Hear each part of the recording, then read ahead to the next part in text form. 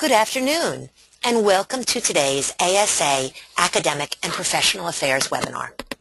I'm Margaret Wiegers-Vitullo, Director of Academic and Professional Affairs at the ASA, and I'll be moderating today's webinar. And I'm Matt Cain, Sociology Professor at Southwestern University. I'll be the presenter today. Today we're going to discuss MCAT changes and department opportunity. Edward Cain has worked as a consultant in the ASA's Department Resources Group for over 30 years.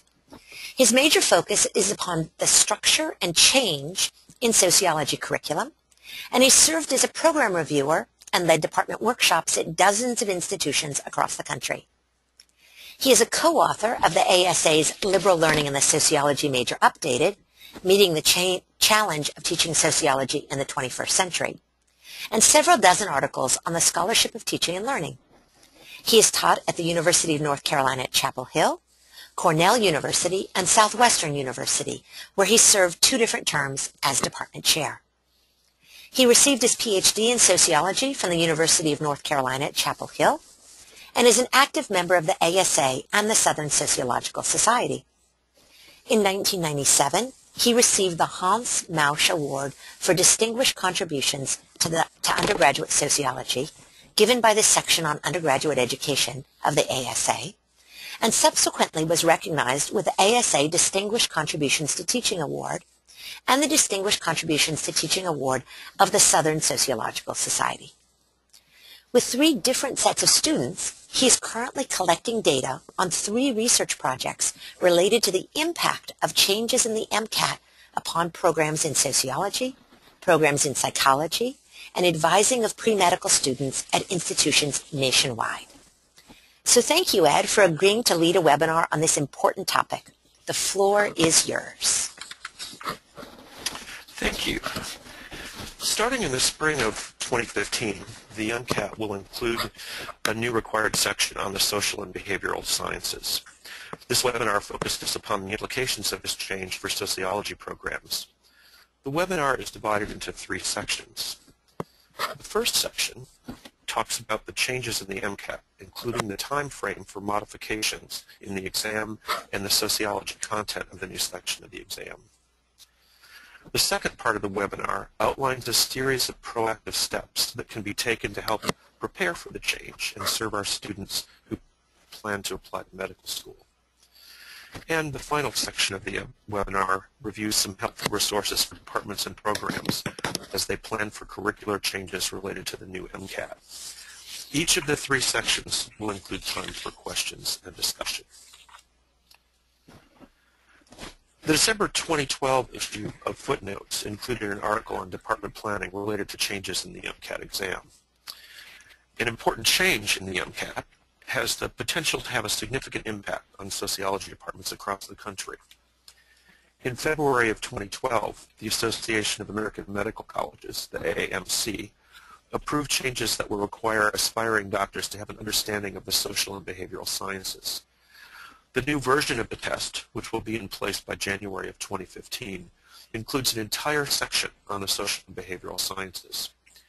One implication of this change is that pre-medical curricula across the country may start requiring that students take an introductory sociology course, as well as an intro course in psychology, in preparation for taking the MCAT.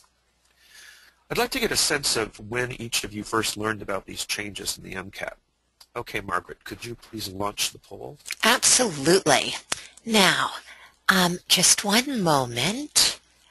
I'm launching a poll here, which you can see on your screen, and this is an immediate response poll, so if you'll take your mouse and click on the response that relates to your answer for when you heard about the MCAT, those responses are recorded here within the webinar system, and I'll share the results with you shortly.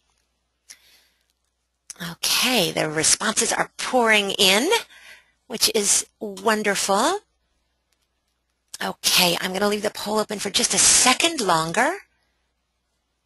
And now I'm going to close the poll and let me share the results.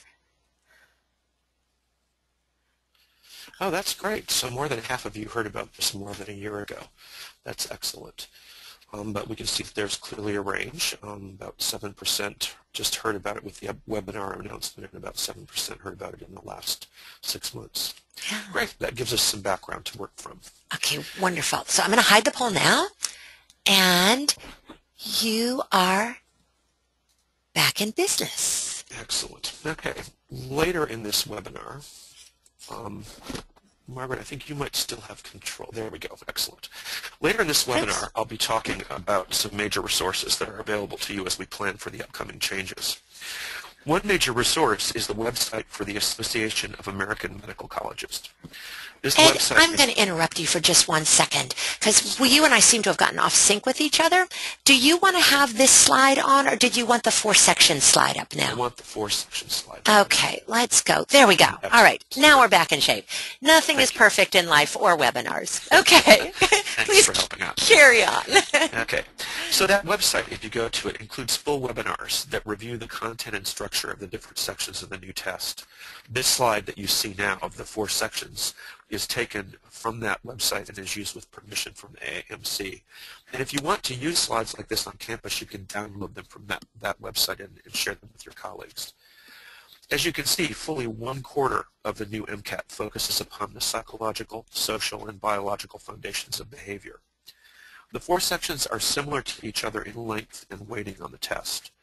You can look at more specific details again by going to that AAMC website and downloading what's called the preview guide for the MCAT 2015 exam. We'll return to that again later today. 30% of that new social science section consists of questions drawn from introductory sociology. 60% is drawn from introductory psychology and 10% from introductory biology. There are 144 different medical schools in the U.S. There's a shift to competency-based education, and this is affecting their admission requirements. At Harvard, for example, applicants may choose either competencies or course requirements for admission. That's really interesting, Ed, but could you tell us what is meant by competencies in contrast to course requirements? I don't quite understand that. When I visited with colleagues who teach at med schools as well as with colleagues at the Association of American Medical Colleges, they give very similar answers. They're not completely sure what they mean by competencies. Well, okay, we're not alone here. Their major point here is that they want students to move away from simply checking off a box on a list of required courses and really learn material in different areas. All right, that seems good. This next slide is also used by permission of the AAMC. It shows a timeline for implementation of the new exam. As you can see, it will be introduced in the spring of 2015. This means that all of our first-year and second-year students who are on campus, those who entered last year and this year, will be taking the new exam when they're juniors. The last time when the current test will be administered is in January of 2015. All students who take the MCAT after that time will be taking an exam including this new section, which has material covering sociology and psychology. So what material is on the exam that talks about sociology? The next slide talks about that. This slide, also used with permission from the AAMC, outlines the categories of concepts covered in the new section of the MCAT. If you look at it, concepts, or categories 8, 9, and 10, are particularly focused upon sociological material. There are very specific content areas that will be tested in this new section of the MCAT. They include things like social stratification, social inequality, understanding social structure, and demographic characteristics and processes. If you want to learn more about the specifics, you can download the preview guide for the MCAT, second edition, at the website for the AAMC. And that's free, and your students can download it as well. This next slide shows that link, but you don't need to worry about copying it down because, as Margaret said, this whole set of slides will be available to you within a week or two. The sample questions that are in the preview guide make it clear that students will need to know specific sociological content, including concepts and theories. For example, one sample question describes something about an interaction between a physician and a patient, and then it asks if that description best illustrates a structural functional, symbolic interactionist, social conflict, or social constructionist approach. But the MCAT tests more than content. It also tests a variety of basic skills of scientific inquiry and reasoning. In addition to knowledge of scientific concepts and principles, it tests scientific reasoning and problem solving, reasoning about the design and execution of research, and database and statistical reasoning.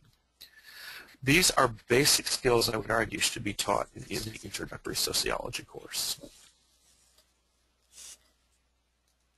Okay. Well, we are going to now take about 10 minutes to have some discussion and question and answers.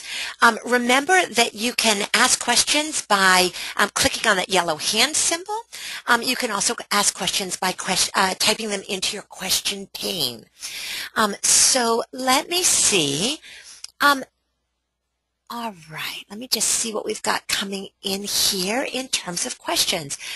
Here's a first question to get us started, Ed.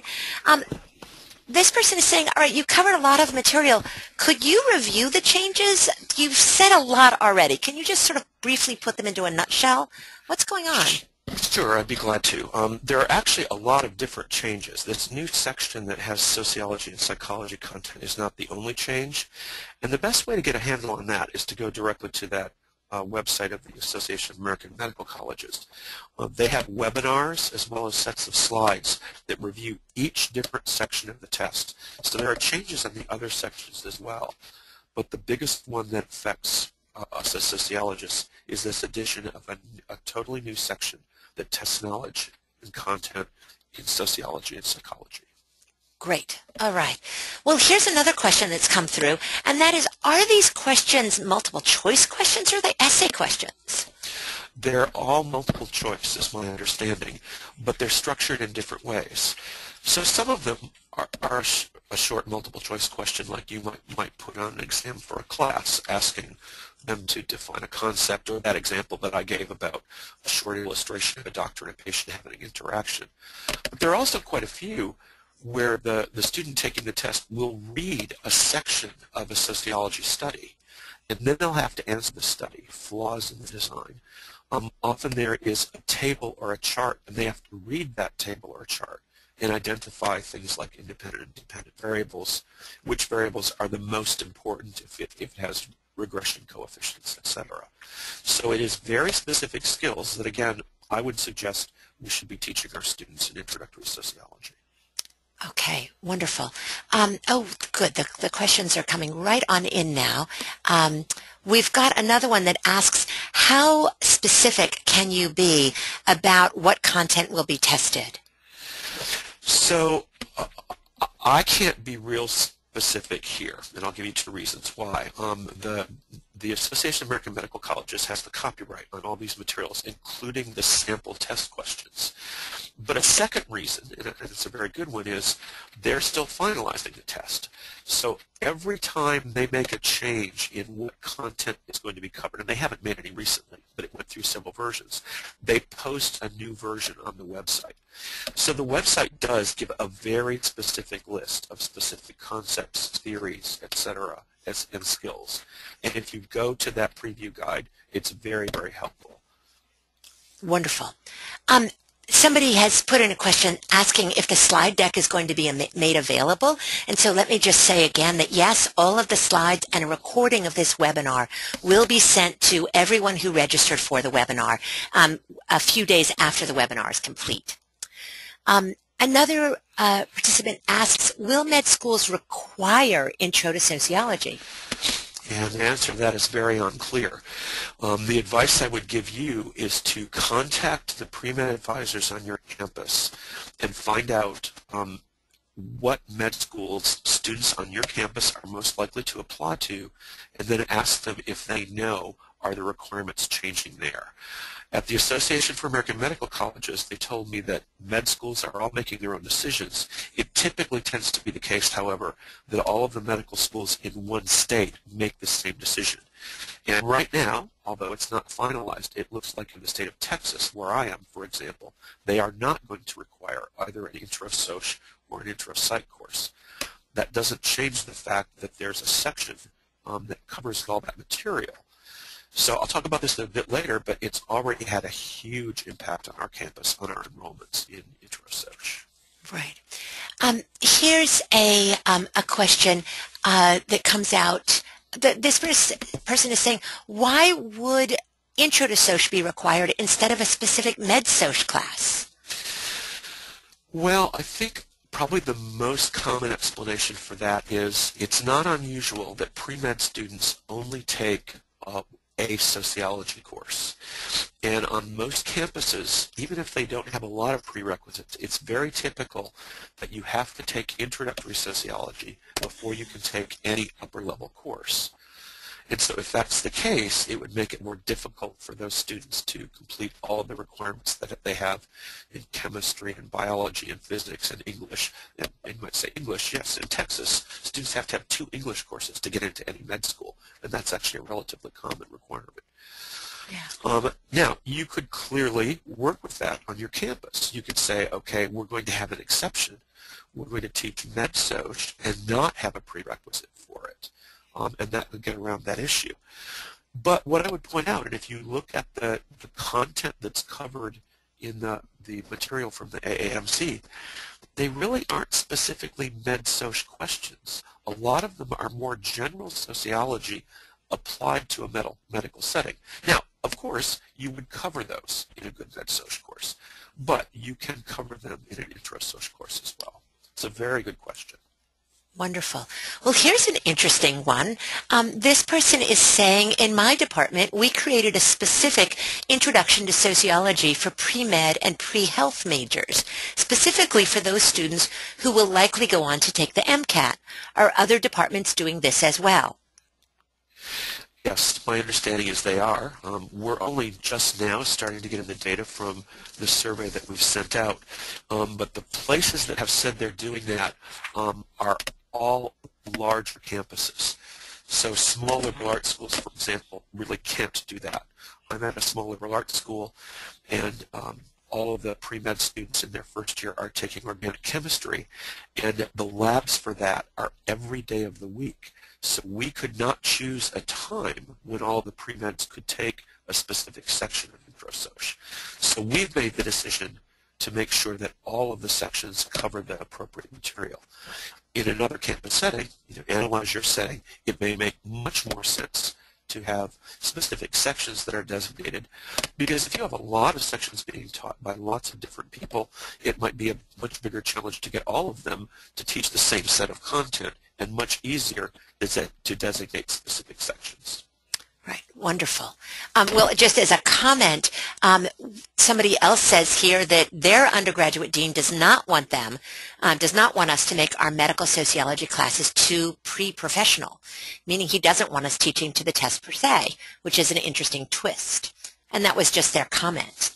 Yes. That I thought I'd share. Now we have someone who has their hand up, and so I am going to oops, just 1 minute. I have to do one more thing. Lissa Yogan, I'm going to be, there we go. Your microphone is enabled, Lissa. Would you like to ask your question? Lissa, are you there? Okay. Lissa's microphone doesn't seem to be working, unfortunately, so I'm going to turn it back off again. Sorry we missed you, Lissa. Okay. Anybody else have... All right, here's another question that came in through the written format. This person asks, can med schools choose not to weigh this section on sociology as heavily? I don't believe that they can. Well, I'm sure any med school can decide what weight they give to the MCAT in general, but I've not seen anything anywhere indicating that a med school might decide that they're going to weight one section more than the other, so that they might choose the section that does biochemistry more than the one that does sociology and psychology. Okay. Well, I think if it seems like a good time to transition back, Ed, that maybe we should end this particular question period, and we will have 2 more question periods as we continue through the webinar. Does that sound reasonable? Okay. Sounds perfect. Very good. Let's now, just a moment, and there we go. Excellent. So these changes offer both challenges and opportunities to sociology departments and programs. Now that we've reviewed some of the basics of the changes, this second section of the webinar reviews some proactive steps you can take to prepare for these changes. One of the first steps that you can take is to contact the pre-med advisors on your campus. Advising procedures often vary considerably from campus to campus, whether there are faculty within a department specifically designated to help with pre-professional advising, or whether it's done through a central office. When visiting with pre-med advisors on campus, collect information on the following questions. First, you want to find out how advising is done on your campus if you don't know.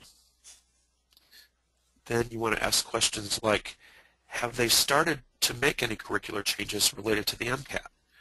If so, what changes have they made? Another question you would ask is, what advice do they currently give pre-med students in terms of taking introductory courses? Is it a specific course that they recommend? When in their undergraduate career are they advised to take the course? Have they made or do they expect to make changes in pre-medical advising in terms of requiring a course in intro sociology? For the main set of medical schools to which their students apply, is there a list of required courses for admission? And if so, does it include an introductory course in sociology? So ask yourself those questions and then ask, how is pre-med advising handled at your institution? Is it done by a faculty member or is it by a centralized office? On my campus, for example, pre-med advising is all done by a small set of faculty in the natural sciences. You clearly want to find out if those pre-med advisors are aware of the new section of the MCAT. On our campus, for example, the head of pre-medical advising knew about the changes, but none of the other advisors did. He and they were very willing to work with faculty in sociology to think about what was best in our curriculum. They were absolutely ecstatic when I agreed to do a presentation for them about the new section of the test, and right then and there in that room they decided that they were going to suggest that all pre-med students take an introductory sociology course. And I used a subset of slides from that website of the AAMC when I did the presentation. This had a huge and immediate impact, as I mentioned in the first section. My meeting information session with them was at the beginning of last semester, so that means it didn't affect last semester's enrollments. Up through last semester, our typical introductory class, now remember it's a small liberal arts school, so our intro classes are only around 25 students. And a typical one would only have 1 or 2 pre-meds in them, and they were almost always juniors or seniors. They had often already taken their MCAT, and they were finishing off a distribution requirement in general education to get a social science credit. My section this semester has 9 pre-meds out of 26 students, and all of them are first and second year students. Another colleague who's teaching intro told me that she had 11 out of her 25 were pre-med students. At the Chairs P conference at the ASA meeting in New York City that Margaret organized, one colleague talked about how the sociology program worked with the pre-med advisors on campus to develop sample degree plans, illustrating how a student could major in sociology while meeting all the requirements for admission to medical school. When I returned to Southwestern, we did the same, and it actually was the case that the head of pre-med advising did almost all the work on that, and then asked me to check and give advice about other courses in sociology that might help the pre-med students. That's an amazing opportunity. It really is, and it's been exciting how much we've worked together. I really felt in the past it was more a battle with pre-med advisors, and now they're pushing students in our direction, which is fantastic. Wow, exciting. A second step, a useful step that you can do is to collect some data about pre-medical students at your institution. Some useful data include the number of first-year students who identified as pre-med in recent entering cohorts. A second piece of information would be the number of graduating students who apply to med school. A third is the proportion of current pre-meds who already take intro soc. And then finally, information about when those students took intro soc in their academic career. Now, some of these are more difficult to collect than others. On my campus, a colleague in chemistry provided me with the names of all of the students in the last 6 years who had taken the MCAT. Well, that significantly underestimates the total number of students who enter college thinking that they're pre-med, and it really does. It provided a useful starting point. Then I went to the registrar's office and they did all the work. They did an analysis of transcripts to determine what proportion of those students had taken intro-soc and or intro-psychology. And this analysis suggested that the impact on soc will be a lot larger than on psychology. So on my campus, in all 6 cohorts, a large majority of students who had completed the MCAT had already taken an intro-psych course. A significantly smaller proportion had taken intro-soc.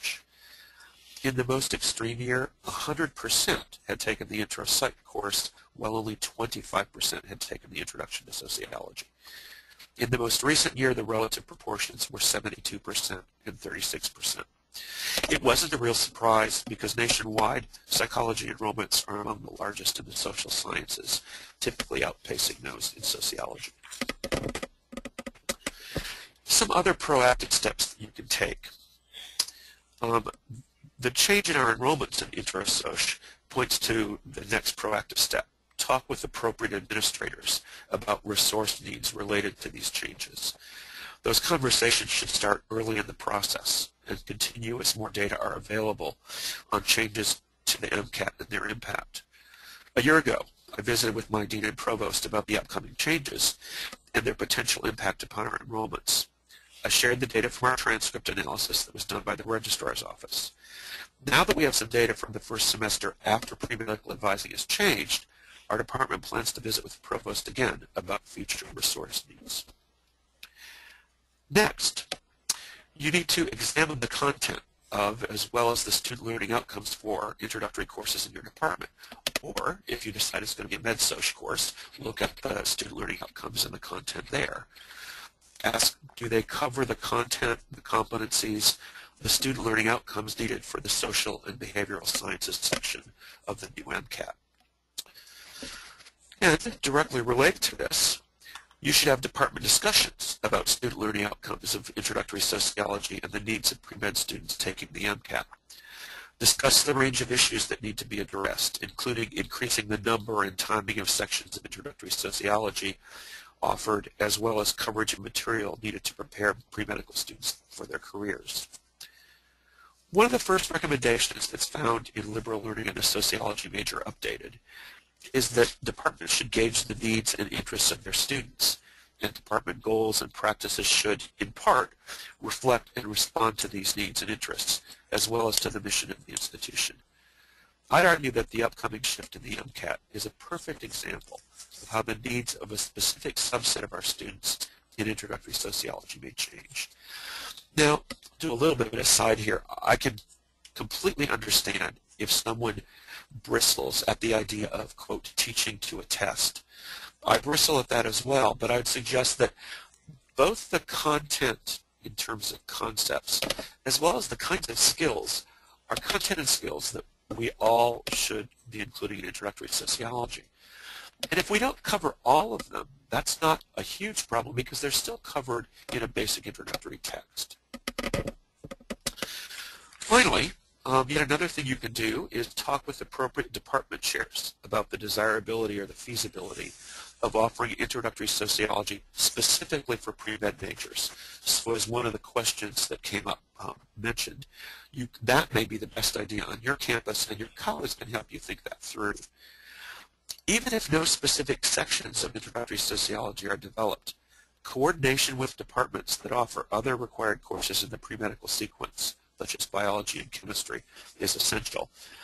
It's important that a significant number of the sections of introductory sociology do not conflict with the timing of other required courses for pre-med students. On our campus, that's probably going to be one of our biggest challenges. It's difficult enough to talk with other departments in the social sciences to make sure that we don't cross-schedule a course that might be really popular with the course that's popular in another social science. Now, on top of that, we need to also look at the scheduling of some of the important pre-med courses, particularly early in the pre-med sequence. So, in summary, you can see that there are at least 6 proactive steps that you can take to turn the challenges of changing the MCAT to windows of opportunity for sociology on your campus. Contact the pre-med advisors on your campus, collect data about pre-medical students at your institution, talk with appropriate administrators about resource needs related to these changes, examine the content of as well as the student learning outcomes for introductory sociology courses, have department discussions about the needs of pre-medical students taking the MCAT, and finally, talk with appropriate department chairs about the desirability or the feasibility of offering introductory sociology specifically for pre-med students. There are some possible benefits that may result from doing these things. There is clearly a potential of increasing faculty resources for your department if the need is demonstrated. We're under really tight budget constraints here at Southwestern now, but the provost has made it clear that if we show we have strained enrollments in intro-soc, that we'll be given resources to cover that. The number of majors may increase as students are introduced to sociology earlier in their college careers. Before this change, that it was not unusual that one or two of those 2 or 3 pre-med students who was in the social course their senior year would say, boy, I wish I would have had this earlier. I would have loved to have had a minor or even a major in sociology. If you develop degree plans that illustrate how they can use this to lead to other health-related fields, such as public health, you might draw a different set of students into your program. Further, following these proactive steps may help your department or program emerge as a leader in curriculum change and cooperation on campus, helping both the pre-med advisors and colleagues in psychology think about the impact of the changes in the MCAT upon their curriculum, help build a lot of goodwill between our departments here at Southwestern. When I gave the presentation in the psychology department, it was very similar to the pre-med advisors. Not a single member of the psych department had heard about this change, even though this section of the test includes more questions in psychology than it does in sociology. That's remarkable. So we are back to a section where we're going to be taking some questions. And I would just follow up, for me at least, hearing about these changes and the students who are going to be taking the MCAT. For me, this is incredibly exciting from a disciplinary perspective.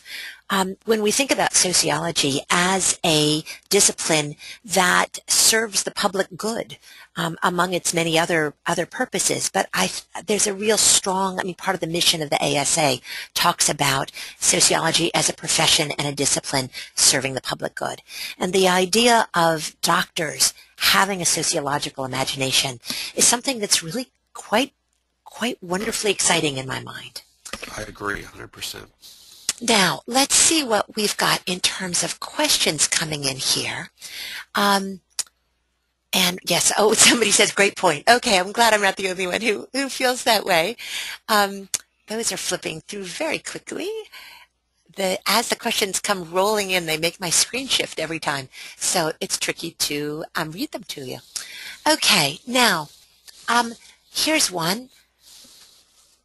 For Intro to Sociology specifically designed for pre-med students, do they teach something different in terms of the content compared with other sections that are not for pre-med students? My suspicion is that the answer to that is yes. Because I'm on a campus where we aren't teaching specific sections that are different, no, the content isn't different. Though the way I teach all of my intro sections now is slightly different in that, in very small ways. So in the syllabus, on the first page, when I talk about some of the objectives of the course, I talk about that in addition to introducing you to the discipline of sociology, if you happen to be a pre-med student, then you'll find that this introduces you to content that will help you on that section of the MCAT. In my class, I have students read a journal article of their own choice every other week.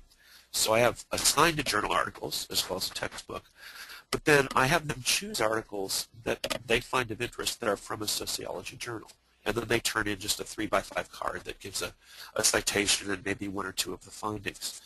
Well, every time one of those assignments is coming up, I remind students that if they're a pre-med student, they might want to look for an article related to that. So if in that section of the course we've been reading about global inequality, then I suggest they might try and find an article that looks at different disease patterns in different countries.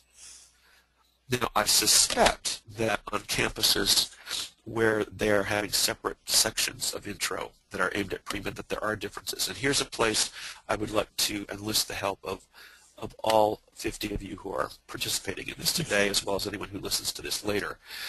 And Margaret will ask you about this at the end.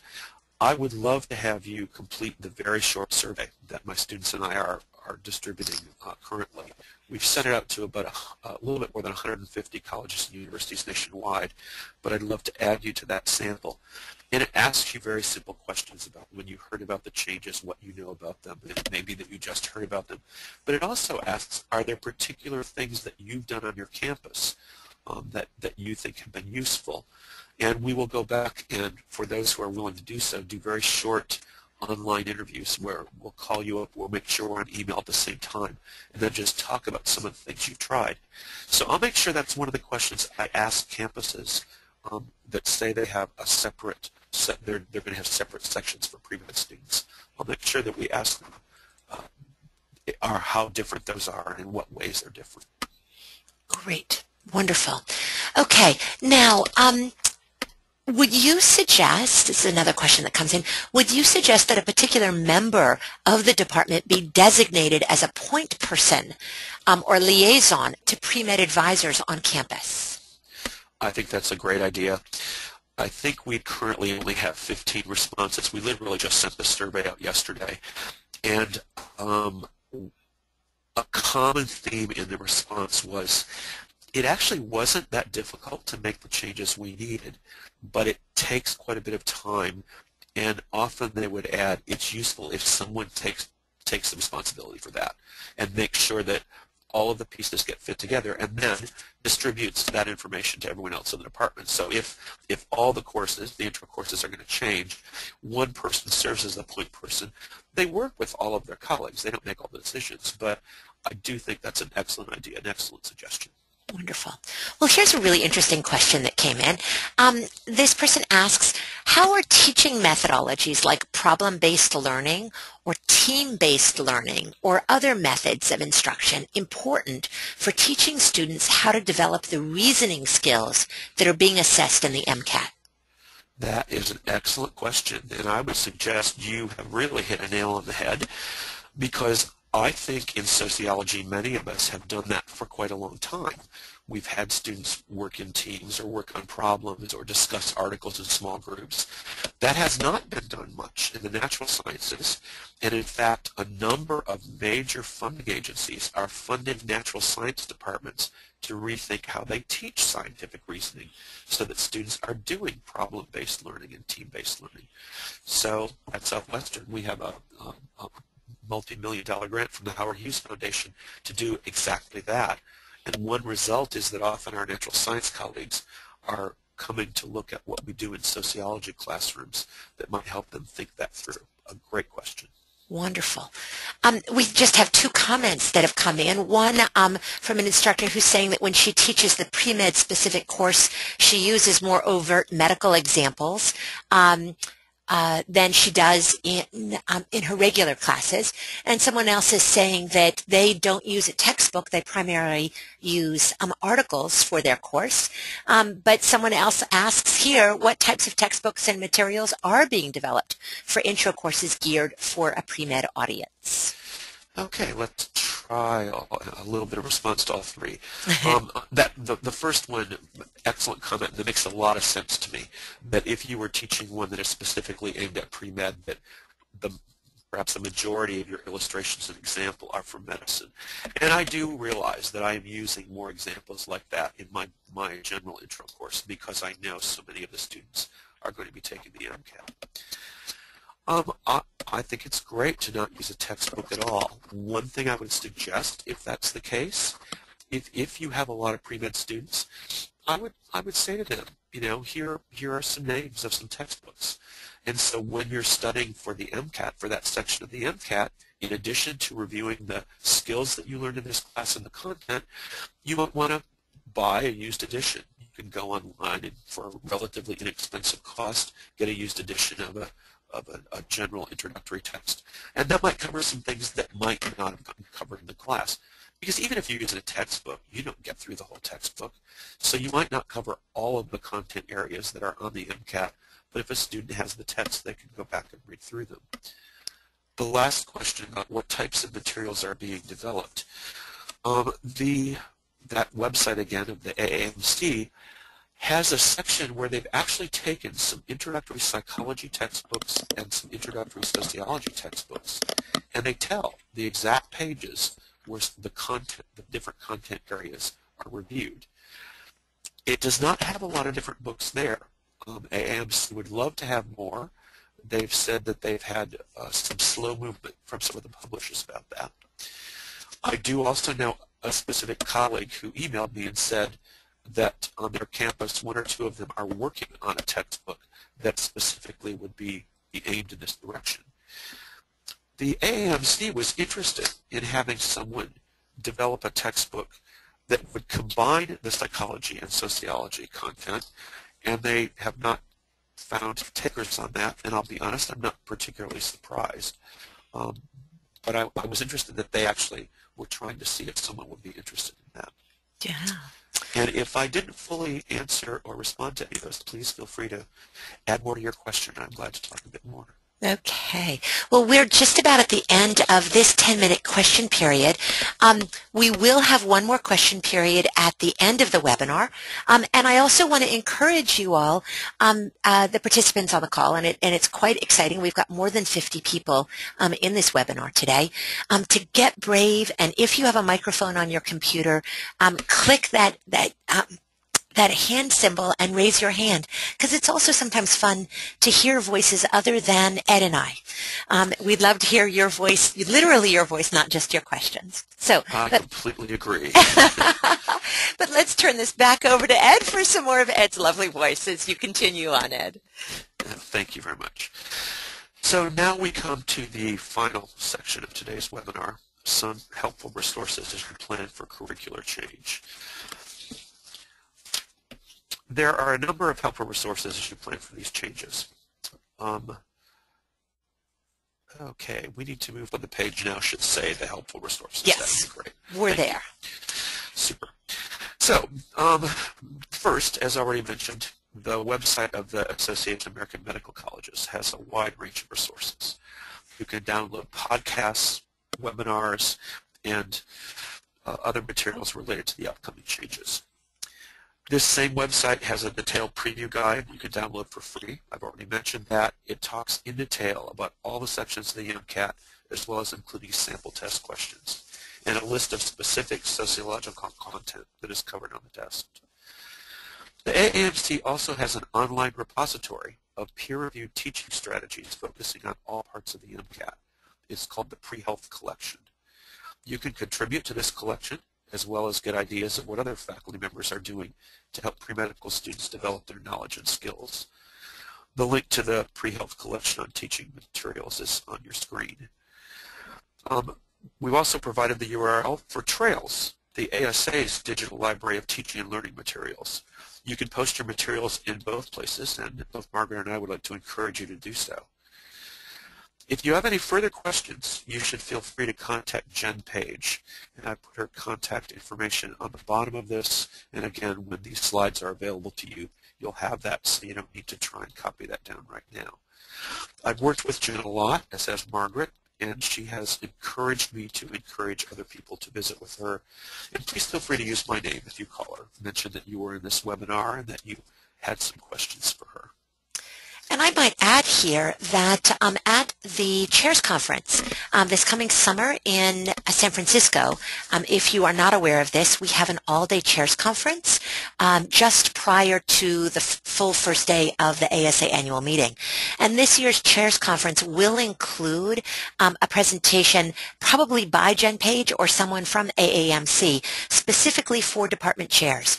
So if you'd like to know more about this and get even another level of chance of information and opportunity to talk to other department chairs about what they're doing, please do sign up for the Chairs Conference this coming summer. So I think that brings us back to questions and discussion. Is that your feeling as well, Ed? It does indeed. And while we're switching to that, I just want to put in another plug. I would love it if all of you would be willing to fill out this brief survey. We're using SurveyMonkey, and of the ones that have come in so far, it's taken literally as little as 2.5 minutes, and I think 5 minutes at the top end. It'd be very helpful to help gather some general information about what people know and what they're already doing to prepare for these changes. Fantastic. Okay, so as right now that green arrow on your screen is pointing to the place you can raise your hand to ask a question, or you can continue to put your questions into the question pane. And just a moment. Let me get the questions queued up here again. Okay. Someone is asking, going back to you talking about the survey, how do you get the link for the survey, asks one of our participants. So at the end, Margaret is going to talk about an evaluation form, is that correct, of this webinar? Yes. And one of the questions on that will simply be, are you willing to participate in the survey? And if you answer yes, she'll send me your email address and I will send you the link. Wonderful. Okay, so someone else asks, can you be more specific about the intro social content, competencies, and student learning skills that are likely to be required in the MCAT? Sure. In terms of the specific content, in terms of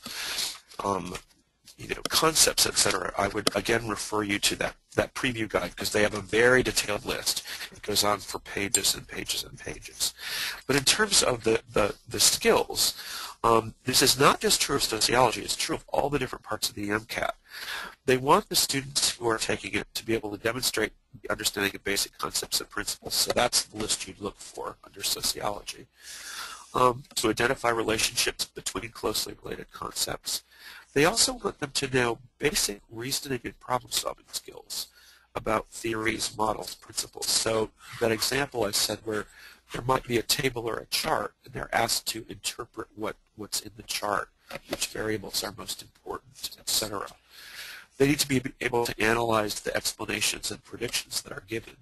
And sometimes it's a several paragraph description of a specific sociology study. So I'm recalling, I think, that there was one of a study that was co-authored by Bernice Pesco-Salid, for example. Now, it isn't the case that the student would have had to have read that study in the Soc course that they took, but they would have had to have learned the skills of how you read that sociology study so that you could answer multiple choice questions about it. They also have quite a few questions that look at the basic design and execution of research. How is research designed? What may be some problems of a research design? And again, those are the kinds of things we should be teaching in introductory sociology, and you can teach it in lots of different ways. So I think that sort of goes through it. Once you download the preview guide, on page 13 of that preview guide, they go through a list of those basic reasoning and scientific inquiry skills. And one of the things that was very impressive to me is that this guide is aimed at undergraduates, and on that page it basically says, well, why should we have to know this about things like sociology and psychology? And their answer is, natural and social scientists look at the world through this lens of scientific reasoning, and those skills are skills you use when you're a doctor. And I thought, wow, it's nice. Great. It isn't an us versus them. This is how we gather information about the world and interpret data. Yeah, that's fantastic. Someone else was asking whether we could keep track of the folks who are participating in the webinar and send them links to materials or newly found websites as they come along. And I can say at this point that what we are planning is that on the ASA website under Teaching and Learning, we will be adding a new tab that is about teaching a student, the MCAT, sociology and the MCAT. I don't know exactly what the tab will be called yet, but it'll be really clear. And we'll be making a collection of those materials for people to have access to them as we find new things. And we can certainly send you all a notice.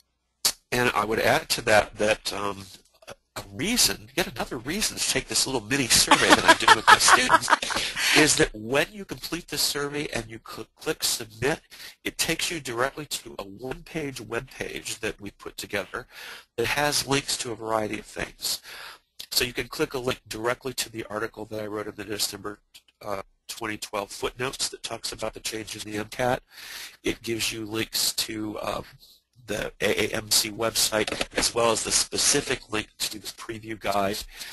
It also gives you links to those two teaching resources sets that we talked about, the trails from ASA, as well as the website being put together by AAMC.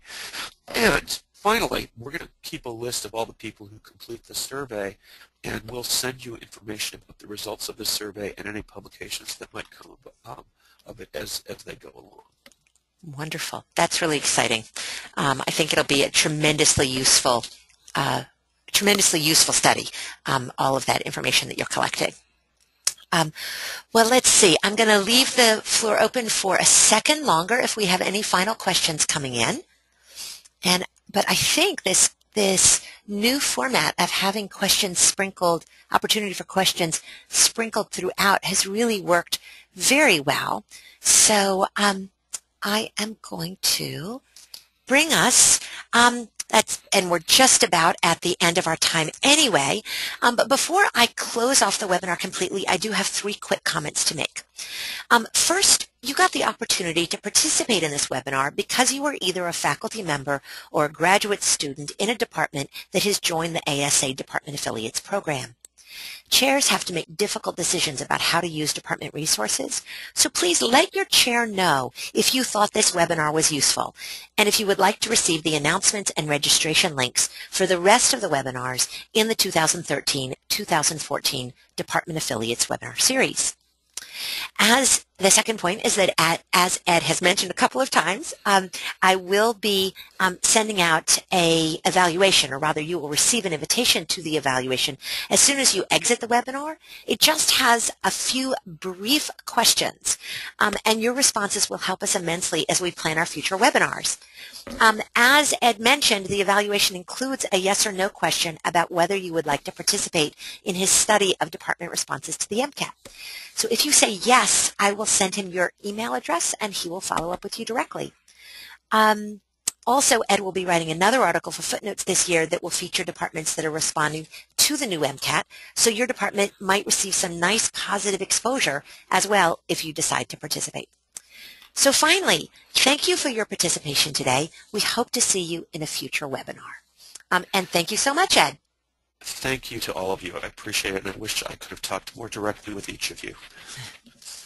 All right. And the webinar is ending.